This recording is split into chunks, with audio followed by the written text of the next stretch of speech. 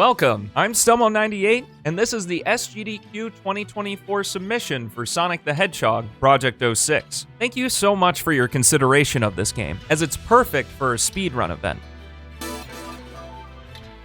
Project 06, or P06 for short, is a fan-made reimagining of Sonic 06, the Xbox 360 and PlayStation 3 game by Sonic Team. Built from the ground up in the Unity engine, P06 transforms one of the most infamous video games of all time into one of the best 3D platformers out there, and it is 100% free to play. In the game's current build, 28 of the 29 main stages from Sonic 06 are available, allowing for 4 separate speedruns. Sonic, with a 28-minute estimate, Silver, with a 25-minute estimate, Shadow, with a 26-minute estimate, or a gauntlet of all 3 in succession, all stories, with an hour and 20-minute estimate. The stages of the game are only slightly altered variations of their 2006 counterparts, as the level design is considered one of the strongest elements of the original. The characters, though, they've seen a massive overhaul. While Sonic 06 has characters that barely represented what makes a Sonic game, well, a Sonic game, P06 instead evolves the gameplay seen mainly in Sonic Adventure and Sonic Adventure 2 and nearly perfects it. Now, every character has weight and physics applied to their movement, along with a plethora of abilities that help them navigate Sonic Team's well-crafted stages in new ways. The speedrun of each character's story requires in-depth knowledge of the stage design and how the new movement interacts with it. Even something as obscure as how jumping against invisible collision increases the height is vital to moving quickly. And while the level layouts are just remixed versions of themselves for the 3 stories, the characters' movesets are varied enough to where even the exact same section is navigated in a unique way. P06 adds another element on top of that by reworking the magic system from the original, which takes form via the action gauge. This glowing meter governs most of the characters' special abilities, making resource management a huge factor in each category, not something often part of Sonic. It's easy to see the passion of the development team throughout the entire game. For instance, P06 adds loads of cut content from the original, along with new or borrowed concepts from other Sonic games. In most cases, these aren't thrown in haphazardly for a "isn't this a cool thing" moment. Instead,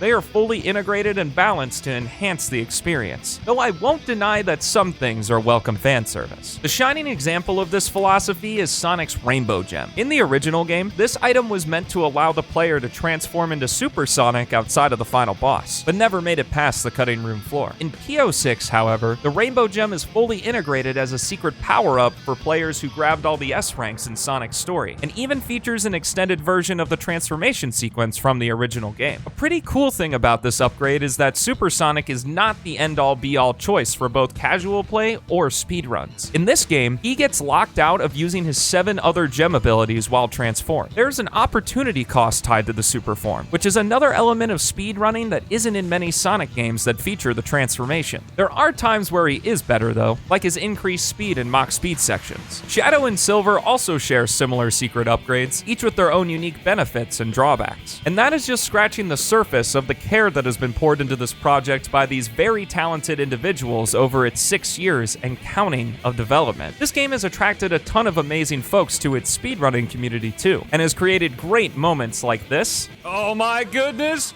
World record! Look at my hand. Or this. Look at that! Dude, he can spin jump! Yes! There is also a healthy amount of side content and extras that can be showcased via donation incentives that take about 15 minutes, as well as customizable spinball effects that can be switched out on the fly as a rolling donation incentive. We tried this during GDQ's Bargain Bin Hotfix with a chat poll, and it was a huge hit. Okay, looks like Sonic Project 06 is in the lead for spin effect with 218 votes.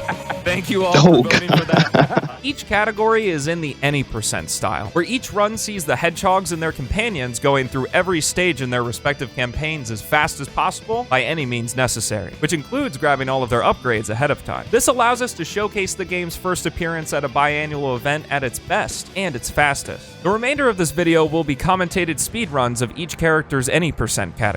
One of these runs, I recommend Sonic's, can be showcased, or all 3 can be combined into an all-story showcase. In my opinion, all Stories is the best choice as it shows almost all of the changes and additions PO6 brings. Otherwise, some core elements would have to be glossed over since different stories have different features. It was recommended to me by the GDQ Hotfix staff to submit the bargain bin run for Shadows Any %, so that's what I did. The other 2 runs were created specifically for this submission video, with timestamps for each one. Thanks so much once again for your time and consideration, it means a ton. And now, let's enjoy some Sonic Project 06. Sonic Project 06, Sonic's Any % in 3, 2, 1, let's go! So the rule set for this category is as follows. We have to complete all 10 of Sonic's stages in any order that we want. I'm going to be going in the list order from top to bottom as fast as possible by any means necessary, and by any means we shall. Starting off talking about our titular character in this game, he controls very similarly to how he does in Sonic Adventure 1 and Sonic Adventure 2. We've got the Spam Dash, returning from Sonic Adventure 1, where we can just mash the spin dash button and Sonic will gain a bunch of speed over and over again, doing multiple spin dashes. We've got the Jump Dash, we've got the Homing Attack, we've got the 06 ability, the Spin Kick, we've got the Bounce Attack, returning from Sonic Adventure 2, and we have the Sonic 06 and P06 exclusive abilities, the Gems. So the gems are my favorite upgrades in the entire series, and each one of the 8 augments Sonic in a different way, including this one, the Rainbow Gem. You can get the Rainbow Gem by grabbing an S rank in every single stage in Sonic's story, meaning that the Any % run is New Game Plus, which goes for all of the stories we're going to be playing on a New Game Plus file, and we are going to transform into Super Sonic with 50 rings. Now, the thing is that this Super Sonic is actually a weaker version of the guy compared to how we normally see him in Sonic games, because we're using a gem and not the Chaos Emeralds in order to transform into him. So, Super Sonic, as we play as him in normal gameplay, he's kind of just more of a well-rounded boost to all of Sonic's abilities, whereas the 7 other gems are more extreme augmentations of his core moves, and you're able to switch between the gems in this game super quickly, so he's just not that useful in the regular stages because we are locked out of using the other gems while we're Super Sonic. So there's a little bit of opportunity cost to using the Super Form, which is something that you really don't see at all in other Sonic games that feature the transformation, which is some pretty sick stuff. But here we go into the place where he is useful, mock speed sections. This is the second gameplay style we've seen Sonic in, and it will not be the last. We basically move forward at an incredibly quick speed. We're able to jump and badnik bounce just like that. We cannot stop moving forward. However, if we are going a bit too quick, we can use the bounce attack or the slide attack in these mock speed sections in order to slow Sonic down should things get too hectic. I've played this game enough times to where I feel like I won't need those abilities, but I wouldn't be surprised if in this run we will see some. Super Sonic in mock speed sections retains his invincibility that he has, as well as has a higher top speed than regular Sonic, so it's very beneficial to transform into him when we can there. Seeing the third gameplay style that our main hedgehog has here, Sonic carrying Princess Elise. Sonic carrying Princess Elise is probably my least favorite gameplay style in the entirety of P06 because it is just a handicapped Sonic. We only have the ability to use our Light Dash, returning from Sonic Adventure 2, which I didn't mention before. We can use our Jump Dash, and we can use the Slide Attack. The Slide Attack kind of gets a good amount of use here in the Princess stages because it's normally outclassed by the rest of Sonic's abilities, but it does allow us to gain speed while we're going down slopes, as well as maintain our Light Dash speed for longer, so it's kind of nice in that regard. And the unique ability that Sonic and the Princess has is the Fire Shield. So I call it the Fire Shield. I don't know what it's actually called, but it looks like fire. We're able to walk on quicksand and also walk on water, which we'll see in the next Princess stage with that Fire Shield. Additionally, it'll do damage to enemies, as well as just look pretty stinking cool. If it's one thing that Project 06 is good at, it's looking good, which we'll be seeing throughout the entire game. All right, moving on into our next stage, White Acropolis, we are seeing our fourth and final gameplay style with Sonic the Hedgehog, and that is Snowboard Sonic. Snowboard Sonic is a pretty simple character. When we see these glowing arrows on ramps or any sort of slope of any kind, we are able to hold the jump button and release it in order to do a big jump. That trick animation is actually unused from the original game. Good on Project 06 being a fan-made remake of the original Sonic 06 to reintroduce some of that cut content. And let me tell you, the original Sonic 06 has loads of cut content. Sonic Team had big plans for that game.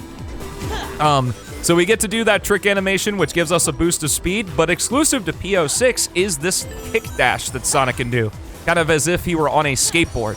It's very nice for both White Acropolis and the other snowboard stage that we're going to be seeing next, Crisis City, because the kick dash, there are situations when you're using snowboard Sonic where Sonic can lose all of his speed, whether you jump into a slope weird or like run against a wall and then you kind of just have to wait for Sonic to build up some speed again going down slopes and stuff. The kick dash circumvents that, which is very nice and allows you to get back up to top speed very quickly. With some of the unruly terrain, especially in this stage, it's very nice. All right, here we go into Section 2 of White Acropolis. This is going to feature our general movement with Sonic here.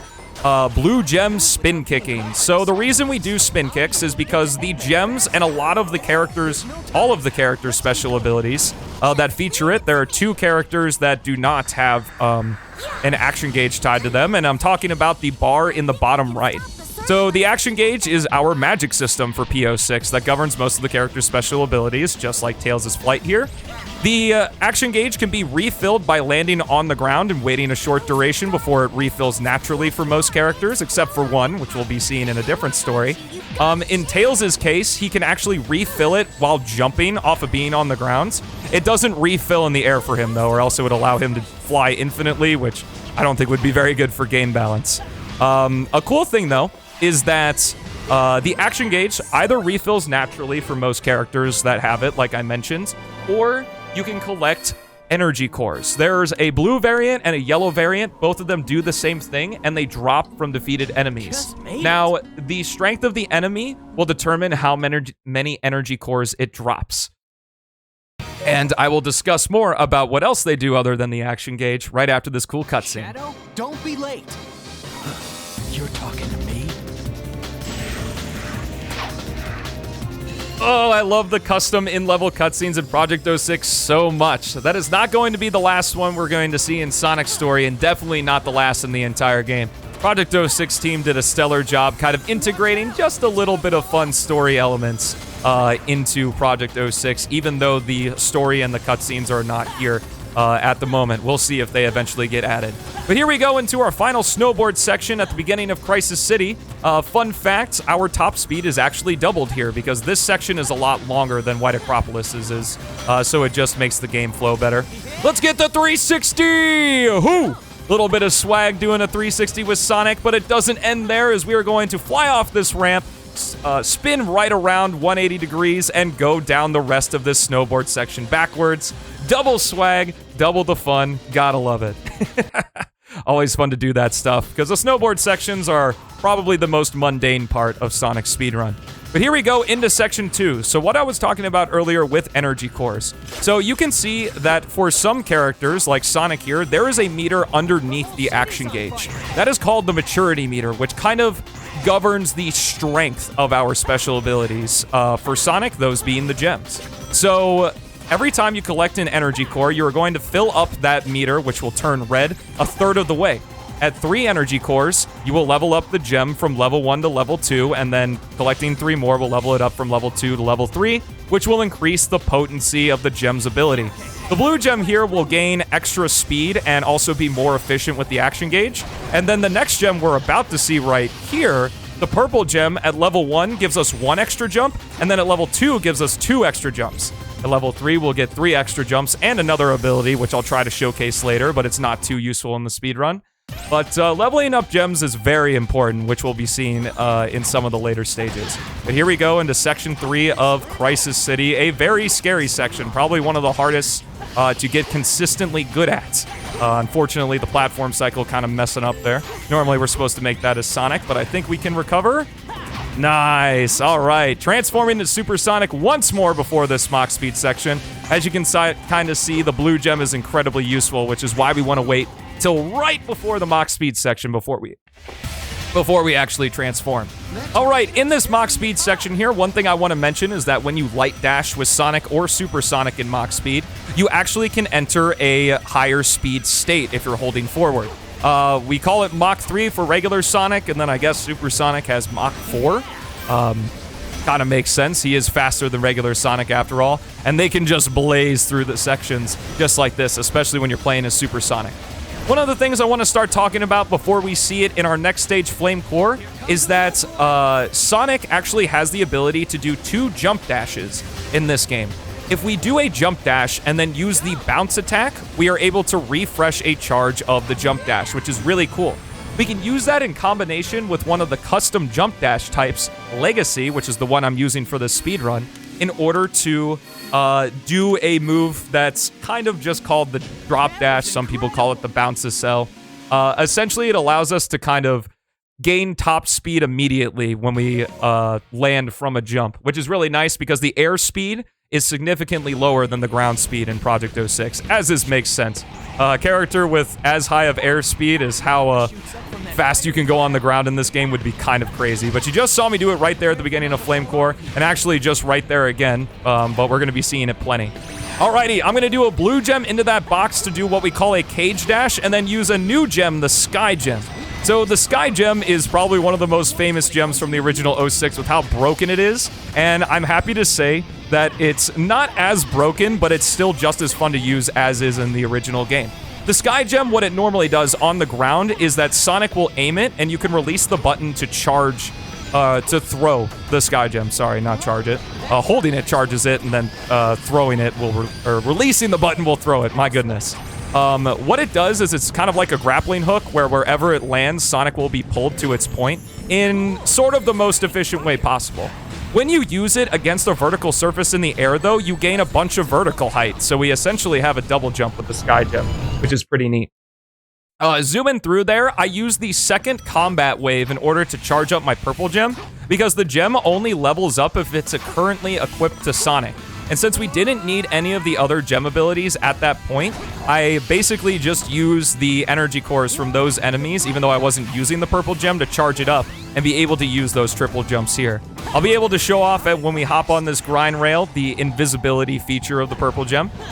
Right there, you can see Sonic kind of disappears and has a purple outline. It's pretty cool, but it's not too terribly useful for the speedrun because enemies are pretty much a non-issue. And we are going to switch over to Knuckles the Echidna. Knuckles has a whole bunch of abilities in this game, just like every character has in this game, let's be honest. But unfortunately for the speedrun, all he's going to be doing is gliding, climbing, and using his drill drive returning from Adventure 2.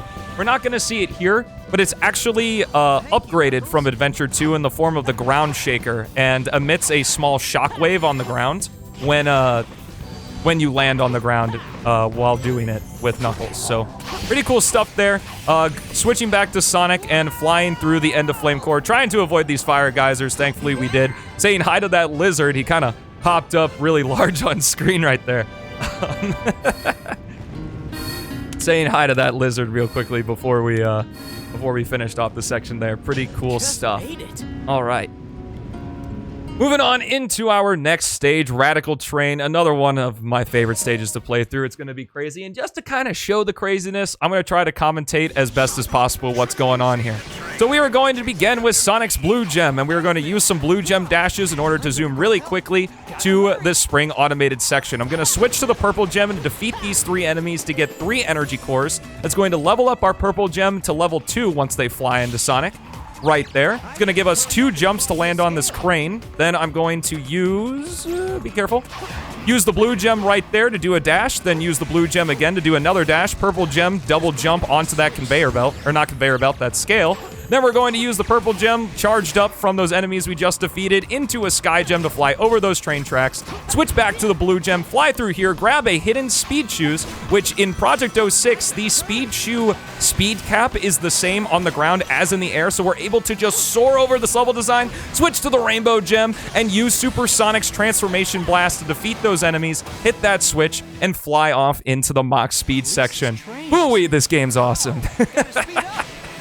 And we get to, of course, play the Mach Speed section with our powered-up Supersonic here. I went ahead and held back on the controller to slow Sonic down a bit, right there, because depending on how you jump off of that initial slope onto that sort of section, Sonic can just ram his head right into the trucks, or right into the train, cargo trains, so not very good. We don't want to smack our head. Anyway, here we go, chasing Eggman's train down. I don't know how the guy got the technology to outpace a Mach speed light dashing supersonic, but dude's got 300 IQ and he's studied Sonic quite a bit, I'd say, at this point in the franchise, so I'm sure he figured something out. Well, clearly he did, in order to beat Supersonic to the end there. But moving on from Radical Train into Tropical Jungle, the second and final Princess stage. And I've got some beef with these stages, so... Dusty Desert and Tropical Jungle. As you may have noticed throughout my time playing Sonic Stories so far, the Project 06 team did not alter the level design that much from the original Sonic 06.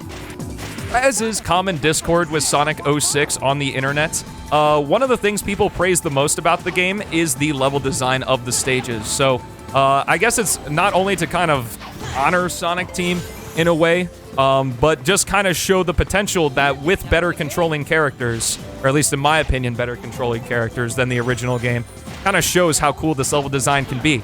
Dusty Desert, Section 1 that Sonic goes through, and Tropical Jungle are like the pinnacle of fantastic level design the entire way through.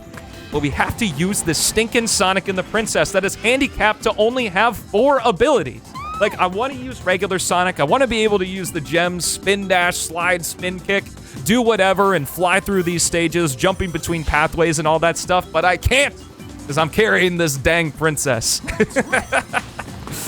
Oh my goodness. But venting aside, Tropical Jungle is really cool design-wise in Section 1 here with a lot of automation, vine swinging. And we're going to hop into Section 2 where we are going to swap between pathways a couple times. So we're on the bottom route right now. Going to run through these enemies and take the middle route right here with the grind rail back onto the bottom route.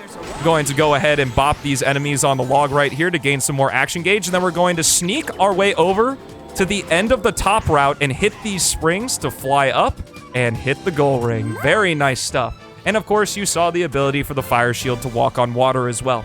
The water looks a little bit weird because I'm playing with the reflections off, which increases the performance of the game. Project 06, of course, is a game that's still in development, so not too many optimizations have happened to it yet, which makes sense. You know, you want to do that stuff at the end, so I'm playing on a bit of a lower graphics setting. Silver, we don't have time. Let's get to Elise right away.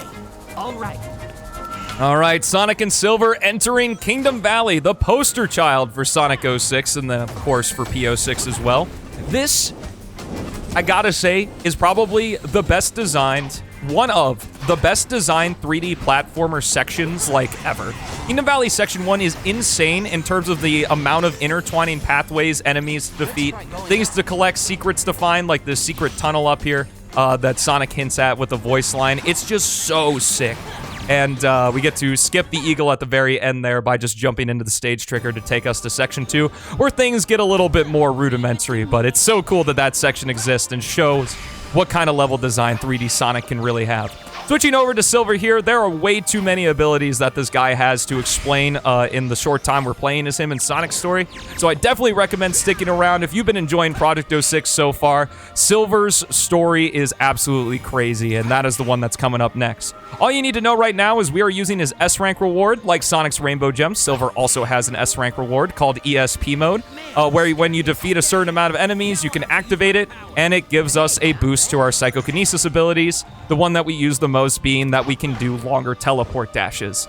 So that's all you kind of needed to know right there. If you want to see more of Silver, stick around, because his story is incredibly fun to play through as well. Hopping into Section 3 here, I'm going to equip the Rainbow Gem because I'm going to use these 5 enemies here in order to level it up to level 3. The big Egg Walker there gives us 2 energy cores, so we should have just enough to level up the Rainbow Gem to level 3, which we just got right there. And now we can switch over to the Blue Gem to do more of our Blue Gem movement.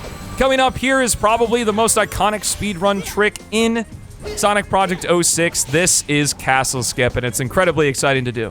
So what we're going to do is we're going to jump off this rope, homing attack these enemies, skip that spring that takes us through like, I don't know, 30 seconds of automation, something like that. We're going to use our double homing attack in order to break that tower, head over to this tower with the blue gem, transform into supersonic, do a spin dash, and use the light arrow attack, which is exclusive to level 3 of the rainbow gem to Castle Skip Pog. And use it one more time there. The rainbow gem at level 2 allows Sonic, or grants Sonic a higher speed cap as well as increased jump height. And then level 3 gives us the ability to use the Arrow of Light, which is why we needed to upgrade it before. The Arrow of Light uses the entire action gauge to do a huge dash forward that can destroy a bunch of enemies. Sonic, leave this up to me. You go after Elise. Silver, it's all yours. I don't know if Supersonic needs help against 5 enemies, but Silver gets an A for effort there. Trying to help out Sonic as he chases after the egg carrier to try to save Princess Elise, which is what's going on in this story right now. And here we enter Kingdom Valley Section 4, the Mach Speed section, and my goodness does this section look so freaking beautiful. Like, obviously, one of the biggest things that this remake does is update the graphics to a more modern age. There's a bunch of upscale textures in PO6, new lighting, new color grading, all sorts of stuff, sharper shaders on the models. And just, oh, this game looks so good. And I'm not even playing the game at max graphics right now. Like, at max graphics, hoo-wee, this game is a treat. Just eye candy all the way through, but none more so than here in Kingdom Valley's Mach Speed sections. I always enjoyed the more fantastical settings that Sonic finds himself in different games, and this is definitely no exception. Like, the music fits really well, the visuals look great, and now in PO6, being able to play through it with Supersonic is just mwah, beautiful stuff. Great job, PO6. Great job, PO6 development team. Good job, Chaos Beats, Gotta Play Fast, Sonic Box, everyone who's worked on this game. It's so freaking good. And I'll be showing the credits at the very end of this submission video after Shadow's story, if you're interested in seeing who worked on this game. Anyway, here we go into the penultimate stage of the run, but the final full-length stage, Aquatic Base, which we'll talk about more when we get to the goal ring of this stage. It's a pretty linear stage compared to Kingdom Valley. Like, Section 1 and Section 3 are very open. Section 2 is as well, but we play as Silver, so that's kind of cheating. But here we go, seeing a bit of a lag spike. Like I said, the game's not fully optimized yet. It requires more of a mid to high-end PC to run at a stable frame rate, but it is 100% free to play. As we see right here, kind of seeing a preview of what we're about to traverse through with Sonic. We're supposed to hop onto a magnetic ball right there and kind of weave between these laser gates and pillars and stuff, but I'm going to ignore that and just do some blue gem, purple gem jumps. Like I said, you can switch between the gems really quickly, which is why it's not useful to transform into Supersonic and have more of the extreme augmentations to Sonic's abilities be used more often there. Also because the transformation sequence takes 2 seconds, I believe, so whenever we use Supersonic, we have to save 4 seconds, or we have to save at least 2 seconds to counter, you know, the transformation sequence over using regular Sonic as well. Here we go into Tails' section here. One thing that we're going to be seeing is a new ability for Tails, the Air Tail Swipe. Tails has the normal grounded tail swipe and also the rhythm badge variant from Sonic Adventure here. We don't use it in the speedrun at all, though. It's not needed for anything. But a nice thing about the air tail swipe is it does 1 point of damage to enemies, which we can use to destroy that egg flyer that we did and gain a bunch of energy cores to prolong Tails' flight. You know, just a cool quirk of the action gauge being his flight meter. In addition to that, it cancels his flight as well, and we can reactivate it too. So we can like hit that magnetic pole and stuff to open that door without having to slow down Tails too terribly much. Entering Section 2 here, doing a big like slope launch off of that loop there. Normally that's some automation, but we're able to bypass it really easily using that level 3 blue gem to our advantage. And what I'm going to do here is these magnetic poles are the gimmick of Aquatic Base, where they just defeat all the enemies in the surrounding area. I don't really know why Eggman stationed his mechs to be right next to these poles that immediately defeat them, but I don't know. I'm not the guy with 300 IQ, so clearly he's the smarter one here. But here we go with Knuckles. Again, all we're seeing is the gliding, and the ground shaker is about to come up that I just mentioned earlier. You can hit that switch a little bit earlier than it would be to just glide right into it. Switching back to Sonic, again, we're supposed to take a magnetic ball and kind of ride it across this section. We're just going to ignore that and use more blue gem and purple gem jumps in order to go through this section really quickly here. We're going to hop through here. hit that magnetic ball that we can homing attack, defeat this enemy, which is going to fill our green gem to max. The green gem's going to initiate a tornado that can hit enemies above us, which Sonic isn't very good at. And then we're going to use the white gem that we leveled up earlier in order to defeat those enemies really quickly. The white gem activates the homing smash, which is kind of a boosted up version of the homing attack, and defeated all those enemies in one shot very quickly, which is incredibly nice. All of the gems have a name for their custom ability, like blue is Mach Speed, purple is called Stealth, white is called the homing smash, but a great thing is that the sky gems is called the gun drive, which is such a cool name. I love it so much. It's such a good name for an ability, especially one as powerful as that. Alrighty, into our extra stage, our final stage for this run, Wave Ocean Tales. So because Sonic is the main character, he of course went through all 9 stages normally, so we're doing a repeat here, playing as a character in a stage we already played as that character, which is awesome. Padding first and foremost, but it's still very fun to play through with Tails here. We also get to see one more of his abilities, the dummy ring bomb that we're going to be using a little bit later, that we can basically use to bombard all enemies that are below us. And again, with the flight meter being tied to the action gauge, all of the energy cores we're going to get can prolong our flight time, which is pretty dang cool. One cool fun fact about Wave Ocean is that depending on what story you're playing, Wave Ocean's going to take place at a different time of day. For Sonic's story, it takes place during the daytime, and you'll have to watch the other stories to see where it takes place there. If you've made it this far into the video, I figure you're probably enjoying this just a little bit, or maybe if you're the GDQ, if you're on the GDQ submission team, thank you so much, and I really appreciate your consideration for this game. Again, I highly recommend showcasing this game at SGDQ in the All Stories category, so that I don't have to gloss over a lot of abilities, and we haven't even seen 3 of the characters that we can normally play as in this game. So I highly, highly recommend showcasing all stories. This game is so cool, man. It's so cool. But we're finishing off right here. Tails gains extra height and distance if I mash the A button rather than hold it in order to fly at the cost of some vertical speed. But that's not too big of a deal as we're crossing that huge gap. Finishing up that story in just over 26 minutes. I really hope you guys enjoyed, and to the submission team, again, thank you so much for your consideration. I really hope this makes it into GDQ. Moving on to Silver's story. See you guys soon. Sonic Project 06 Silver's any percent in 3, 2, 1, let's go.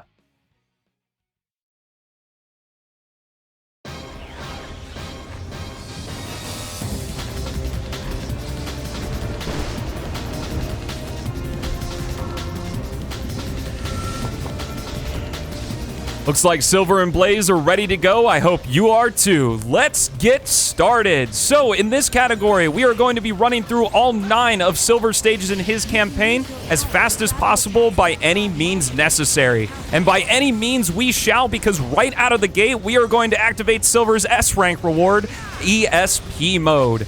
This mode allows us to do a whole bunch of different things, which I will be highlighting as we come across them throughout the run. But initially, all you need to know is that while that mode is active, we get a 33% discount on our action gauge when we use any of Silver's special abilities. So in the bottom right, you can see that glowing meter is the action gauge, which is basically our magic system for P06 that governs the use of all these really cool abilities, such as the teleport dash, which sends us forward really quickly.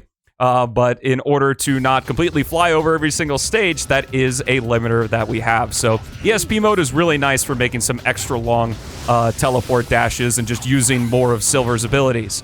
Moving on here into Section 2, we are going to be using Blaze the Cat. P06 and the original Sonic 06 are pretty much her only 3D appearances in the entire franchise. So she gets kind of some unique moves that we don't normally see or use. The boost isn't really something that we're going to be using here because the level design doesn't call for it, but we do get the Fire Claw, which is essentially her homing attack, kind of like Sonic and Shadow. Moving on here into Section 3, though, we'll talk more about Blaze when we see her again, because we will be seeing her again. A fun fact, so, like I mentioned, we entered Section 2 of Crisis City, where we played as Blaze, and now we're in Section 3. Sonic 06 and P06 subsequently, just like Sonic Adventure, kind of divides its stages into sections. And an interesting thing about this stage is that it is the only time in the game where we begin a stage in a section, we leave and go to another section, and then come back to the same section again and finish the stage like that. Because Silver was so much slower in the original game, the stages are a lot shorter, so Sonic Team was able to use one section of a stage to create 2 different pieces of level design for the guy.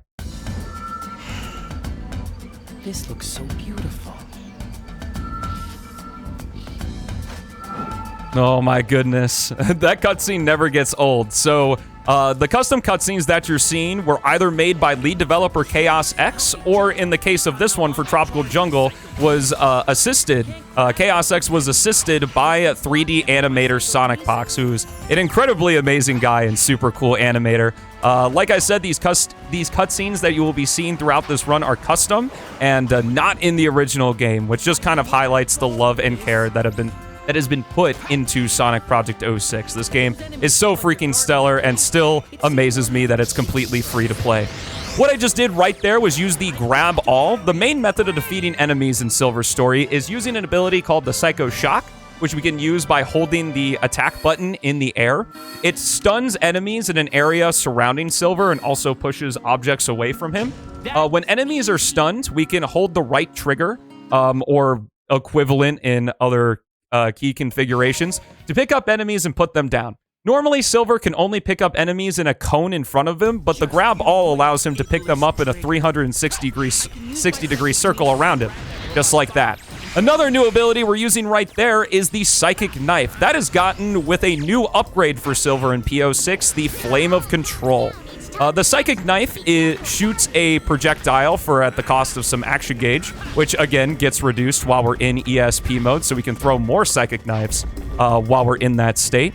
The Psychic Knife does heavy damage to any enemy it passes through, it destroys objects, and it also can go through walls, which we're going to be seeing later. Moving on to our second companion in Silver's story. Each of the campaigns have a main hedgehog and 2 companion characters. We are playing as Amy Rose. Amy has seen the biggest glow up in Project 06 compared to any other character from the original game. She now has a hammer jump, which I just got hit by the spikes there, which happens sometimes, because it goes a lot more horizontally than in more a diagonal direction, like more people, I would say, are familiar with from her moveset in Sonic Adventure. This was done to complement the fact that she has a double jump in this game, which she retains from the original Sonic 06. However, it doesn't kill all your speed like it does in that game. Additionally, she also has a spinning hammer attack, which I used in the first fight room, very similar to Sonic Adventure. However, you can move around while using it, and you do get dizzy after a short duration. And she can actually swing her hammer in the air. Now, you may wonder why you would use that, since you can jump into enemies and badnik bounce in this game. Her air hammer attack actually does extra damage compared to just jumping, and you get an extra bounce off an enemy. So if you already used your spin jump and badnik bounce, you can use the air hammer attack to get another bounce.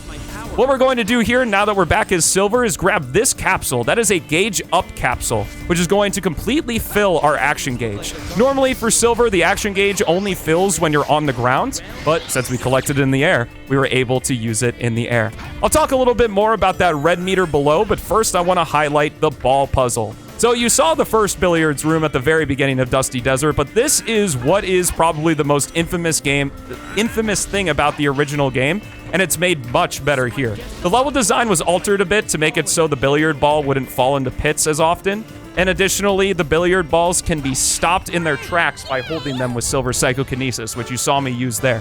Couple of precise hits later, and we are completely done with Silver's Dusty Desert. The most infamous stage in the original game turned into, honestly, one of my favorites, with a great Amy to control, and just reworked billiard ball puzzles, as well as Silver's awesome movement in P06, just make that stage a joy to go through.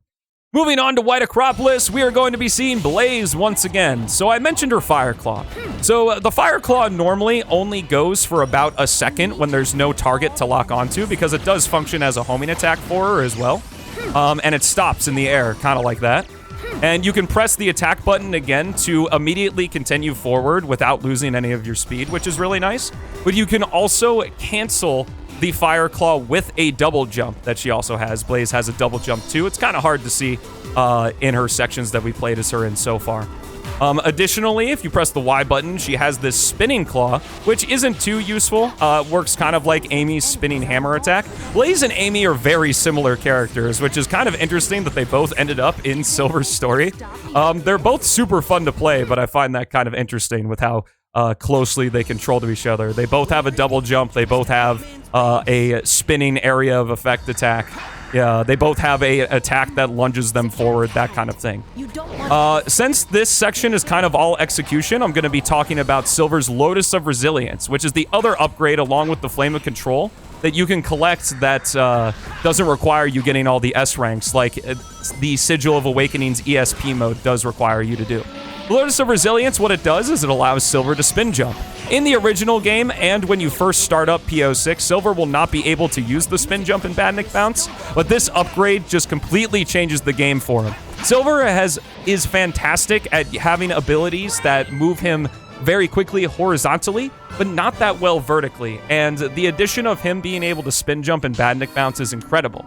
Additionally, when you first start the game, Silver's teleport dash has a limiter on it. You only go for probably about 3/4 of a second before it stops automatically normally. The Lotus of Resilience allows you to teleport as long as you have action gauge, which is really sweet. I want to talk about this New Game Plus exclusive shortcut right here. The any percent for Project 06 is done on a New Game Plus file. That's why it's not a separate category. That gauge up capsule is used to fill up the maturity meter, which is the red meter in the underneath the action gauge that you can see on the bottom right of your screen. ESP mode is limited by that maturity meter in addition to the action gauge. So you can see that white tick mark on the bar. When the red meter, which fills up either immediately with a gauge up capsule or by collecting the energy cores that drop from defeated enemies, which automatically fly into your character, so it's not really difficult to collect them, that activates ESP mode. And while you're in ESP mode, you cannot extend the duration of it. So the 33% meter discount is what allows us to do that skip in the beginning to go from the starting area and teleport dash over to that conveyor belt, which is really cool. And I hope we get to see more of those types of things in Project 06 moving forward, because Chaos and the rest of the development team are constantly updating the stages with each new release. But moving on here into Aquatic Base. This is the beginning of what I like to call the Gauntlet of Silver stages. These next 3 are much longer than the first 5 that we played as in his story, so it's going to be really cool to see. Seeing Shadow here, what I did was some very specific movement to completely fill up the action gauge before we switched to Shadow, which allowed us to activate his Chaos Boost, which activate some enhanced combat abilities for the guy. That's all we get to see of Shadow in this story, so if you want to know more about him, I recommend checking out his any percent run. You can either use the timestamp below the video, or you can just continue watching, because he is going to be right after Silver's story here. Using the Psychic Knife, because it can also activate switches to activate that switch that's way on the other side of the room, and then we're going to activate ESP mode. So I defeated a very specific amount of enemies here, because I'm going to use the teleport dash and grab enemies, which I didn't know you could do until very recently, to defeat those golems, and ESP mode ran out right as the energy cores from those golems flew into Silver. Like I said, ESP mode does not allow you to extend its duration once you have it activated. So I defeated a very specific amount of enemies with Silver before we got to this ball section here. Or I should say the not ball section, so we just teleport dashed right over it. So we were able to fill up ESP mode once again. And because I did that specific movement, we now have a full maturity meter for maximum duration ESP mode starting in section 2 here, which is very important. We're just going to use a grab ball right there to defeat those enemies really quickly. And if we got the right cycle, which I believe we did, oh, just short. If you do the beginning of section 2 of Aquatic Base quickly enough, you're able to teleport dash right before that laser gate activates and teleport dash right through there, which is pretty cool looking, but not too much of a time loss. Thankfully, there is some leniency that was added to some of the levels, especially Aquatic Base. There are some gusts of wind over bottomless pits that are really easy to fall into. Very much appreciated. It saved my bacon a lot of times in runs here. Moving on through this little laser room section, seeing some 3D in our 3D Sonic game there. If you join the streams, you'll understand what joke that is. But we're gonna do this final section and activate ESP mode one more time, which activates, when you activate ESP mode, Silver will emit a giant, like, psycho sphere that I like to call the ESP blast that automatically stuns everything near him and then completely defeats it regardless of enemy health, which is really nice for some of those bigger, like, gauntlet rooms that the psycho shock doesn't have the range to stun everything in time. Sonic, we don't have time. Let's get to Elise right away.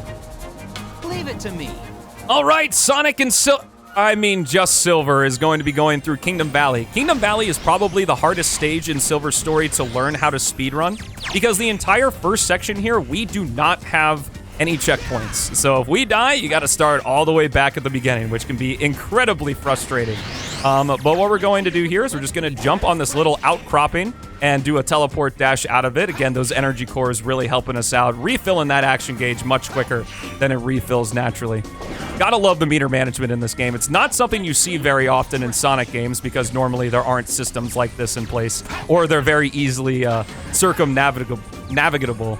But because this is a fan game, they can see all our dirty speedrunner tricks as we move through here. We're gonna grab this gauge up capsule and fire a psychic knife through that wall there, which is going to extend our teleport dash because those energy cores are going to fly into Silver while we are flying with the teleport dash, and extend our action gauge a little bit more to completely go around the left side of the moat section that I like to call it here in Kingdom Valley, which is pretty sweet. It's probably my favorite trick in the game. Just kind of, again, that meter management. It's so cool. It's so cool. All right, one little guy snuck through my psychic knife there. One ability you saw me use right at the beginning of Silver's Kingdom Valley was the Psychic Shot, which I'm going to explain more later if you were curious on what that was. But right now, we're switching over to Sonic. If you maybe skipped Sonic's commentated portion, Sonic controls basically like how he does in Sonic Adventure 2, but he also has 7 gem abilities that he can switch between on the fly during his stages. We're going to be using the blue gem here to get a quick burst of speed, and then the purple gem to get some extra jumps and do what we like to call castle skip, skipping a bunch of automation and switching back on over to Silver by throwing Sonic into that pit. These sections of Sonic P06 are catered very specifically for the characters that go through them. So the character switch triggers are very large, which is why we switched to Silver after seemingly going into the pit with Sonic there. So the Psychic Shot is just a little blast that Silver can fire. It has some soft homing properties and is kind of considered the base form of the Psychic Knife. Kind of funny that we use the Psychic Knife before we use its base form in the run. Gonna do one ESP blast here because we have to defeat all the enemies in order to complete this stage. A rare occurrence in P06 is normally there's a goal ring for us to grab. But yeah, that kind of finishes up Kingdom Valley as we sit here and pose, even though story-wise, we're supposed to be chasing the egg carrier, but that's that video game gameplay cutscene dissonance for you, I suppose.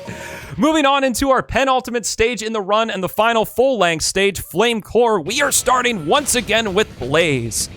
Silver doesn't go through really any automation in the original game, but Blaze does all the time, and since there's a bunch of automation that you normally go through at the beginning of Flame Core, Chaos went ahead and added a little section there to play as her, and Blaze is just super fun to play as and kind of see as well as she's a companion with Silver throughout this entire stage as well, so just a small chance to play as her at the beginning of the story would be really cool.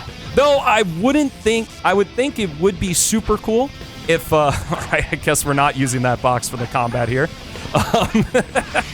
Sometimes the grabbing stuff with your psychokinesis can be a little bit silly. And it just makes me smile every time it happens, because you just never know what's going to go on, and we did a little bit of juggling there with that. Using our Badnik bounce to get enough height to hover on over to this spring and grab this invincibility. The invincibility is completely integrated. It was a little bit broken in the original game, but it works as intended right here. And now we get to run on this lava. And since the lava is now ground, since we're not taking damage, our action gauge will refill, and we can increase our speed with some teleport dashes right there.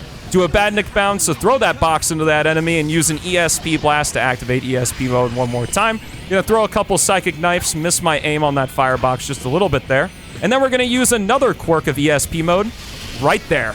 So there was two things that happened. ESP mode, when Silver is near enemies, automatically stuns them, which is why I was able to pick up those golems while flying in aquatic base that you saw me do right before skipping that giant ball section. But also, when enemies are stunned, the Psycho Smash, which is the move where Silver kind of slaps the air in front of them, which is what you use to, like, throw objects and that kind of thing.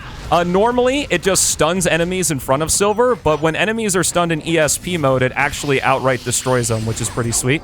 I'm gonna go ahead and try to get a bit more maturity meter here for this next section, because the more we have, the better. Falling into the lava there, but that's not too big of a problem. Thankfully, it's very easy to recover in this section, so I'm not too worried about it. As we teleport dash right through this room. While we're teleport dashing, we're invincible from damage. We don't do damage, but in a 3D platformer where during a speedrun we're skipping most of the enemy encounters if we don't have to fight them, it's kind of nice. A final thing about ESP mode that we're not going to see in this run is it reflects projectiles, which is pretty nice. However, Silver still does take touch damage while in ESP mode, so he's not completely invincible like maybe a super form would do. Kind of an interesting quirk, as well as a drawback to ESP mode. Flying here into the final room of the final full length stage in Silver's story. This is the titular Flame Core. So, I guess you can kind of see that the theory behind this is Silver's main antagonist is this giant fire monster known as Iblis. And he, in his boss fight, which the boss fights currently aren't in PO6, that's planned for the next demo release of the game, he creates these giant orbs in the boss fight, and I've always kind of figured that one of those orbs was used to power the volcano, because after you destroy the orb in PO6, the lava cools and we're able to run on top of it. That's why I wasn't taking damage there on our way in. And while Iblis sits behind that door, waiting for the next release for Silver and Blaze to face off in the final battle against him, we are going to take a vacation in the extra stage for this story, Blaze's Wave Ocean. Each campaign has one extra stage where you go through a section of one of the stages with an amigo, and this is Silver's. Blaze Wave Ocean is easily the most fun of all three of the extra stages, because Tails Wave Ocean, we already play as Tails in Wave Ocean and Sonic's story normally, so it's kind of redundant. And Rouge's Tropical Jungle, you'll see when we get there. But a cool thing that Chaos did with Wave Ocean is because you play through it a total of 4 times in the entire game, in each story, it's set at a different time of day. So because Tropical Jungle is now set at sunrise, Silver and Blaze, story-wise, enter the present day at the same time, so Wave Ocean was set to sunrise here as well. Additionally, in Shadow's story, we're going to be seeing Wave Ocean at a different time of day, which is my personal favorite style that it's in. It's amazing that just what time of day can do in terms of differing up the visuals for a stage. One of the moves you saw me use back there was Blaze's Crow Attack. That it was an unused beta move for her, which doesn't have much use in the speedrun, but it can keep our momentum on the ground after a Fire Claw, which is kind of nice. But we're not going to be seeing it for the rest of the run. Using this triple jump here because we can cancel our Fire Claw with a double jump to absolutely soar over this brand new level design. Normally, Blaze's Wave Ocean finishes on an earlier island, but Chaos went ahead and added a bunch of new level design along with its own shortcuts to finish Blaze's Wave Ocean in a more appropriate spot, I would say, right here. And that was Silver's story, about 20 minutes, 40 seconds to get through that entire thing. I really hope you guys enjoyed. It's super fun to play through this game, and I will see you with the GDQ Bargain Bin Hotfix of Shadow's story. Enjoy.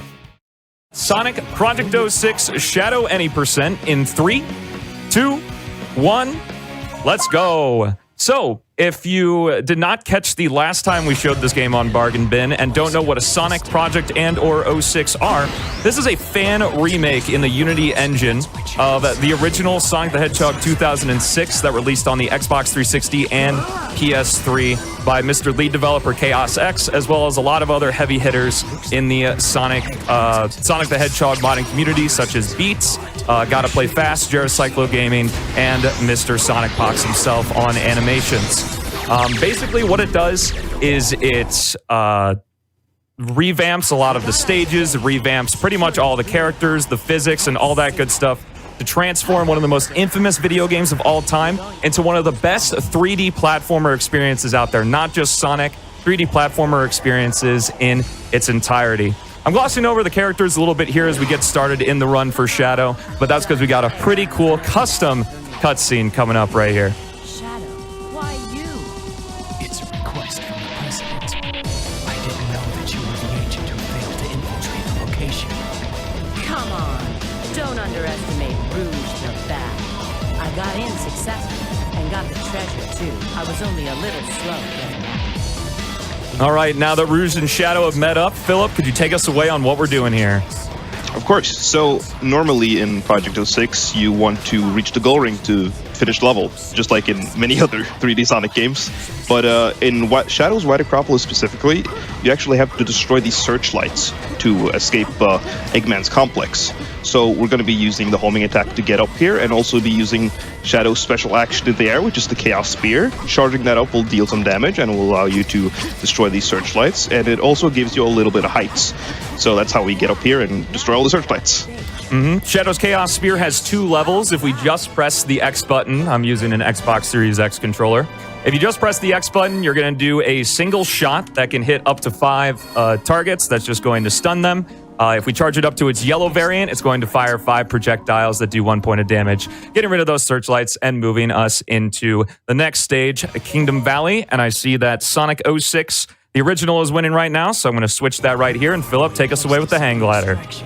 All right, so in the original 06 and P06, you have Shadow's Vehicles, which is kind of like a remnant from Shadow the Hedgehog 2005, which is the GameCube video game. And basically how it works is every 3 seconds you're able to do a little boost, and you go forward. That's basically it. That's pretty much it. And Twitch chat, I'm going to need some help in the next hang glider section counting to 3. I don't want to lose track, of course. But yeah. Moving back over to Rouge here, we are going to do our first key hunt. So in Kingdom Valley, we have kind of the Sonic Adventure 1 radar here, where we can track any of the keys at any time. Each of these keys have 3 different locations they can be in, with one of those locations being where it was in the original game. Getting pretty bad luck with the 3rd key here, getting it in its retail spot. We obviously don't want it there because it's normally behind some like enemy gate or some requirement that we have to do where the other 2 are out in the open. Wow, getting horrible luck. Getting 2 of the retail keys with such a strong start with the 1st key. But that's A-okay. We can just use some of Rouge's martial arts, her gliding and her climbing, in order to take down that section there as we move on into the next part, entering yet another vehicle, the hover car. Oh boy, we love vehicles. All right, so Shadow's hover car, as the name suggests, it hovers. So we'll be using that to hover over these stuff like water and other stuff that you can't really walk on. Shadow has air shoes, but he needs the hover car for some reason. I'm not going to ask questions about that. But yeah, we're going to be using that to like cross bodies of water and stuff. So we'll be seeing more of that later. But that's it for now. Absolutely. One thing I didn't mention is that the stages in the original Sonic 06 and Sonic Project 06 are divided into sections. So whenever we refer to Section 1, Section 2, or Section 3, that is just kind of like how the stages are divided up between loading screens and such. Speaking of a Section 3, here we are in Section 3 of Kingdom Valley. Talk a little bit about Shadow's general movement. We do have the Spin Dash back. Funnily enough, this was not an ability he had in the original game. Guess they wanted to make him more unique from Sonic, but thankfully the devs behind Project 06 added it back in here, and thank goodness, because it really speeds up his stages. Additionally, we have the homing attack, the aforementioned Chaos Spear, which I didn't mention, that the Chaos Spear, we can do up to 3 spears in the air before we have to do a homing attack or land on the ground to reset the counter. And each individual Chaos Spear gives us a little bounce upward, gaining a little bit of extra height. We're not going to be seeing it too much in the run, but it's pretty useful for throughout, especially if I make a mistake, because it gives me the chance to save myself. In addition to that,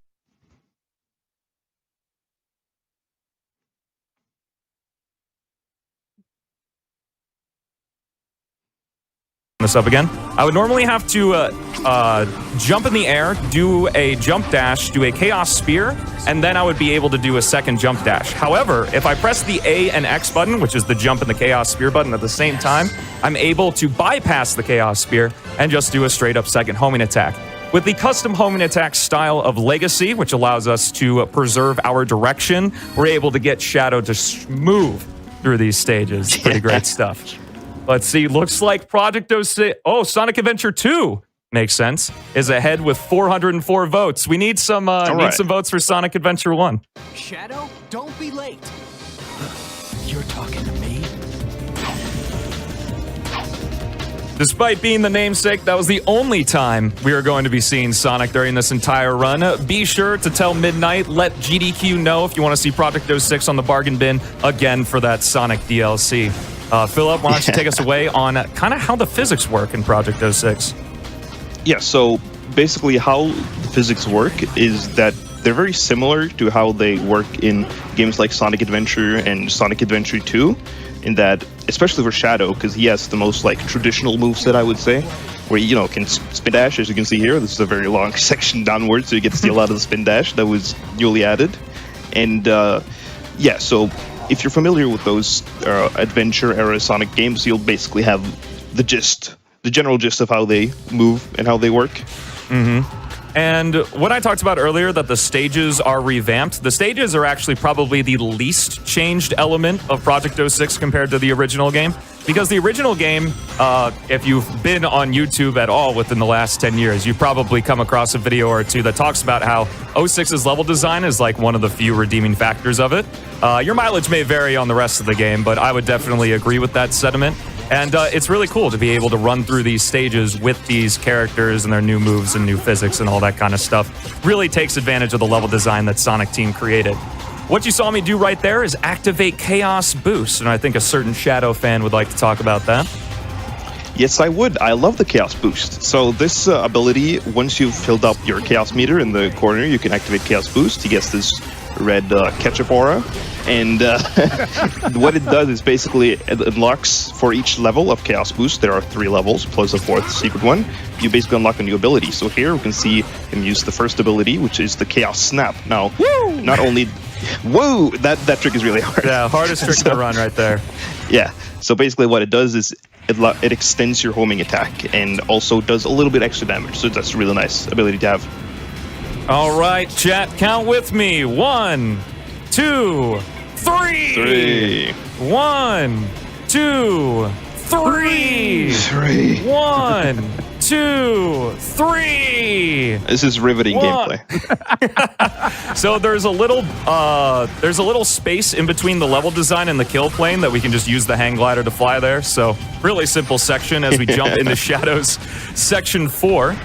Section 4 here is probably the most unique. Crisis City is also Shadow's longest stage. It's got a whole lot of set pieces and such, just to make it a little bit different from Sonic's. But a cool thing is that Shadow is the only character to go through Section 4 in this way. Silver actually goes through it in a unique way as well, leaving this section, going to a different one, and then coming back to this one because he has a bit of slower gameplay compared to the other 2 hogs. But yeah, it's pretty cool stuff. Let's see, Philip, I did want to ask you, what is your history with speedrunning in Sonic Project 06? All right, so yeah, my name is Philip Gold. You might have got that by now. And I started speedrunning this in the Shadow release, which is when Shadow was first added. This was before like Silver and stuff. And I basically only specialize in Shadow. I don't really touch the other categories. So like Shadow is like, it's my thing, you know? So that like, I don't really touch all the other stuff, basically. That is sure. Yeah, I got the Shadow expert here with me. No, you're all good. Sonic Adventure 1 is winning, so we're going to be switching to that. I want to do a quick shout out to Mr. Beats, who I mentioned before helped with the creation of Project 06. He made a very quick mod for me for this particular showcase where I can change the spin effects on the fly. Normally you have to go into an extra menu, but quick shout outs to him for that. Using a move called the Cyclone Kick here, we're going to be seeing a lot more of that later in the run, so we'll talk about it then. And as Philip mentioned, we use level 1 of Chaos Boost in Crisis City, and there are actually 3 unique levels of Chaos Boost, but we're actually going to be skipping level 2 and level 3 and going straight into level 4, uninhibited mode. Philip, you want to talk about the secret upgrade? Oh yeah, so once you get to level 4 of Chaos Boost, you unlock Yellow Mode, or as it actually called, it's called Uninhibited Mode. It's seen in a cutscene in the original game, but Chaos added it like into the actual game, and it functions very similarly to like Super Transformation, to like Supersonic and stuff. So what it does is it makes you invincible. It turns all of your Chaos Boost abilities to the max. To the max that it can go, and instead of draining rings, it drains your chaos meter in the corner. As you can see, it's going down, and once it goes down to 0, you'll actually get like kind of a time penalty where Shadow has to recharge. So you kind of like have to balance like defeating enemies to collect the chaos drives so that you can keep your gauge up. But as you can see here, now Stelmo reset at the start of the section here, so it didn't need to take that penalty, which is a little speedrun tricking in there. Yeah, thankfully, as a bit of a sanctuary, I suppose, Chaos made it to where it does not give you the penalty in automation, so Shadow wouldn't, like, be on a springer in a jump panel and then just immediately fall out of the sky. But in Flame Core Section 2, we're going to be doing some pretty simple movement with Rouge and Shadow. With Rouge, we actually have to hit 5 orbs, which I know are pretty popular around the GDQ parts. Throw your orb in chat, if that's still a meme. I don't know, I'm a boomer. But I feel like it's always going to be Midnight. Midnight, if there are any questions in chat, or if you have any questions yourself about Project 06, now would be a perfect time to ask it. So I didn't see many in chat, but let's like for the people that are that may be watching this on YouTube and maybe don't understand why there's a difference between Sonic 06 and Project 06. And I know for some people that may be like but why? Like, why did this become a thing? This became a thing because Sonic 06 is viewed in the general public as a terrible, terrible, terrible game with an amazing amount of potential. One of the biggest things that people bring up about the original game is that it was very rushed for the 15th anniversary deadline. So there was a lot of stuff that was shown off, or not even shown off, that was kind of left on the cutting room floor for it. And the ability to remake it in a fan remake and have as much time, like the PO6 devs, since they aren't like part of a company or anything, have to please investors or anything like that. And because Sonic Team and Sega are so gracious in allowing people to create free fan games with their IPs, it was able to just kind of flourish into something really incredible. And a lot of people consider this, I myself consider this, the pinnacle of a 3D Sonic experience and just an incredible 3D platformer overall. And again, absolutely free. So very cool stuff. Great question. Thank you.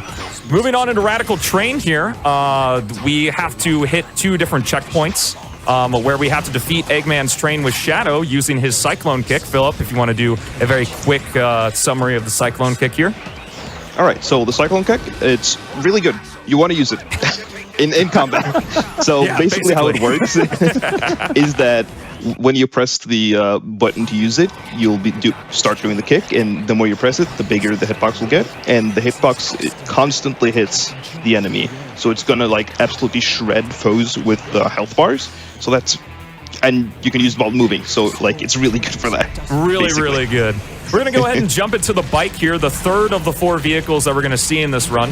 The bike has a boost as well, but we don't want to use it too much or else this train's going to rubber band. And I activated Shadow's Chaos Boost before I hopped into the bike because as a cool little nod to Shadow the Hedgehog 2005, the GameCube Xbox game, when Shadow is in his Chaos Boost, he gets infinite ammo in his vehicles. We haven't seen it in the Hang Glider, but the Hang Glider has a missile weapon, and normally you have to like wait for the ammunition to reload.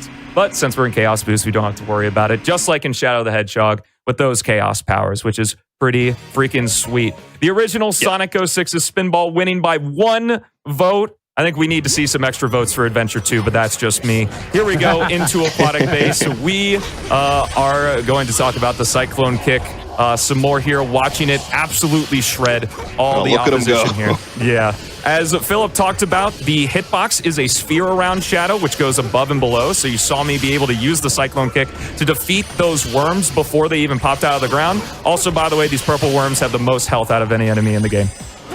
Just for reference. But here we go, switching over to Silver, making a reappearance on the bargain bin here. Philip, I think you have a pretty good summary of Silver's abilities. Yeah, so Silver, he can float, he can make things float, and he can float those things into enemies to kill them.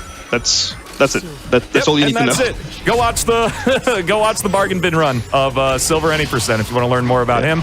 Switching back to Shadow, though, obviously Silver is a lot more nuanced than that. We just don't really have time to go into it since he is a main character.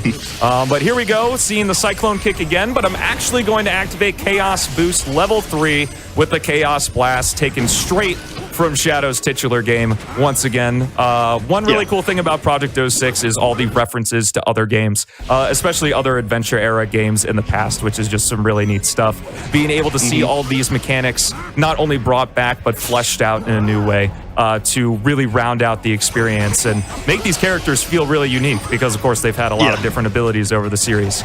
So as we go from Chaos Boost level 1 all the way up to uninhibited mode, which is level 4, the drain of the action gauge increases. So in order to preserve my Chaos Boost and go to level 4 immediately, I stayed in Chaos Boost level 3 right there because there's not quite enough enemies in order to keep it going if we were to activate it earlier. And we're going to do this really sick fight room.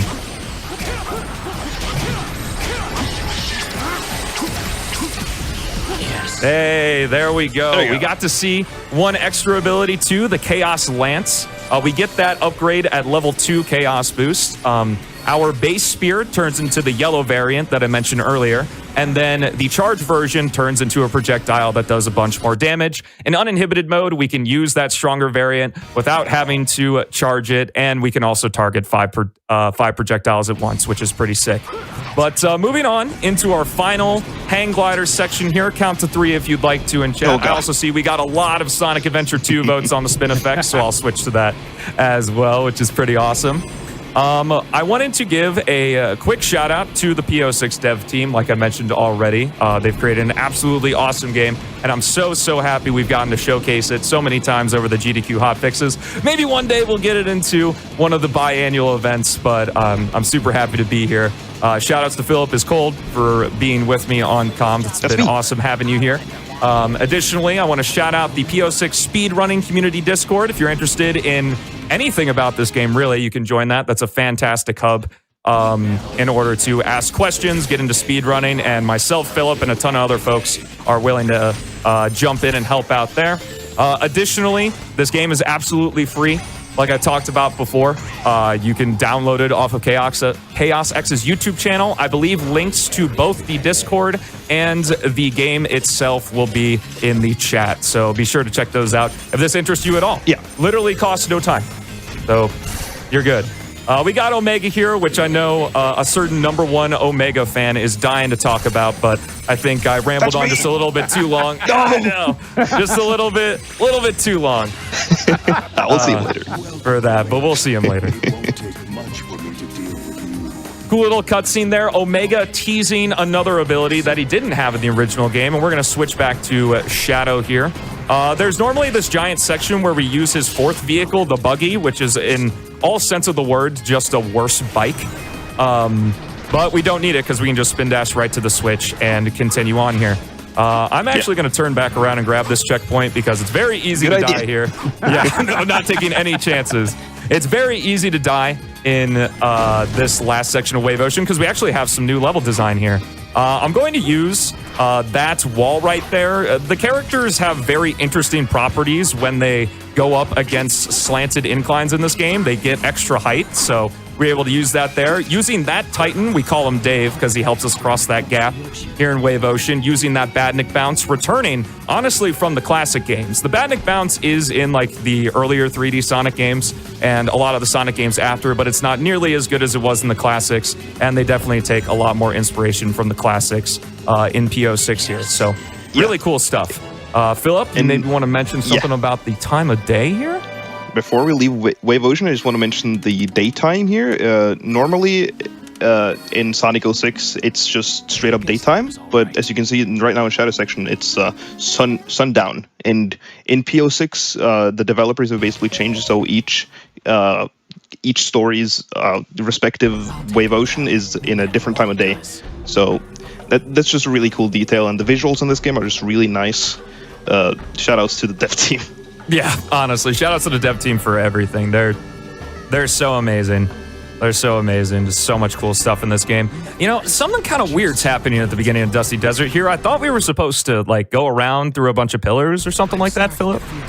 Yeah, that's really boring, and luckily the devs knew that. So they've been gracious enough to leave a little debug trigger at the end there of the pillar, of the chain of pillars you're supposed to go through, that just opens the door for you. So instead of like taking up to a minute through the section, you'll only be like around 20 seconds, which is real nice. But now we get to talk about something way more interesting, Omega. Philip, take it away. I finally get to talk about it. I know you're itching. So Omega controls like a combination of a lot of different mechs we've seen throughout the series, and I basically call him like an amalgam of how he plays in Heroes, how like the SA2 mechs play with the pea shooter you can use to like shoot little shots all over the place. And yeah, he has this Heroes ground combo. He has some of his moves from 06, like the air shot, which are like powerful projectiles you can shoot in there. And he also has a secret move that we'll be seeing later that I don't want to spoil. Yeah, we don't want to spoil it. We saw it against Mephiles, but that's not just a cutscene move. And it's a good thing that Project 06 is really good at, is that honestly, if there's any like fan move or just like, man, I wish I could use this move on a Sonic character in 3D, it's probably in this game. And one of those moves for me is being able to just mow down the opposition with Omega in Gatling gun mode here. We have a limited amount of ammo, but we don't really have to worry about that because we get extra ammunition by defeating enemies a la Doom. As defeating enemies give us these energy cores that fly into our character automatically. So if you're wondering where those energy things came from in Generations, you actually have the original Sonic 06 to thank for that. That's a modern element that continued, that started here, which is pretty cool. But now that we're done with Omega's Dusty Desert here, he is the bulk of the stage. Goodbye, Omega. We're going to be switching back to Shadow for just a little bit. Welcome to the worst room in the game. Across all three stories, this room, if you don't go through it in that specific way, it doesn't feel good at all. And honestly, it doesn't even feel good to go through it in that optimal way either. That's the one that feels the least bad. Whatever you do, don't fall in the sand. Don't fall in the sands, or else you're gonna have a bad time. Shadow's story, I should say, is the most RNG heavy of the three stories. We've got 2 key hunts, which we're gonna be seeing the next key hunt very soon. And we've also got those sand waves. The height of the sand wave is random. All right, looks like for our final spin effect, we're gonna be ending with the default one. How appropriate. By the way, goodbye, Shadow. This is the last we'll see of him. The next stage is Rouge's Tropical Jungle. So we decided to include this extra stage in the speedrun because we like playing game. So, we decided to include all the stages. And we basically got another key hunt, except we only 2 of the 3 keys are randomized. So a little bit easier. Time is going to... Rouge wanted to take a dip in the water there. Yeah, you didn't see that. There had to be one death, right? Train of thought is gone. Time is going to be when I hit the goal ring in this stage. But anyway, so I guess to move on, I have a fun fact about Rouge that has nothing to do with Project 06. I believe this is a rumor, but there have been a couple sources that says this is true. When Sega of America was creating Sonic Adventure 2, they needed a 3rd character for the Dark Side story. And they were stationed either in or near Baton Rouge, California, or Baton Rouge, Los Angeles, I don't know. Things are weird around here. The Baton Rouge the Bat, you get the idea. And that's time as we finish up Shadow's run in Project 06. Let's go. I really hope you guys enjoyed. There is some extra stuff if we do have time, but if not, it was an absolute honor to be on here as always. Yes. Yes. No deaths. Yes. No deaths. No deaths. Yeah, still counts. Deathless. Louisiana. LA stands for Louisiana. I am American. And I knew that. All right, American. Good job. That makes way more sense.